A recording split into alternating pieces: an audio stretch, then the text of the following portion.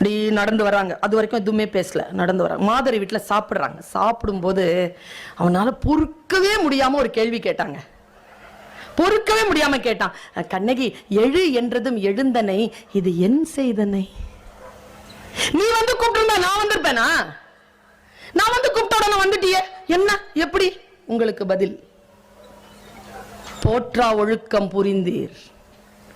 அதாவதுங்க, வாணியம்பாடி இங்கிருந்து பக்கமான்னு தெரில எனக்கு, இல்லை இந்த பக்கம் ரூட். அது அங்கே செருப்பு கடை நிறைய இருக்கு.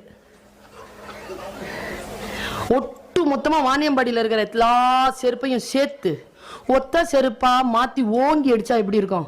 அப்படி சொல்லிச்சுங்க அந்த அம்மா ஒரு டைலாக. இளங்கோ எழுதுறார், போற்றா ஒழுக்கம் புரிந்தீர், யாவதும் மாற்றம் ஏதும் நிகழ்த்த முடியா வாழ்க்கையின் ஆதலின் எழு என்றதும் எழுந்தனன். ஒழுக்கம் இல்லாத வேலையை செஞ்சிட்டடா. என்னால ஒழுக்கம் இல்லாத செயலை மாத்த முடிஞ்சுதா? என்னால வேற கல்யாணம் பண்ணிக்க முடிஞ்சுதா?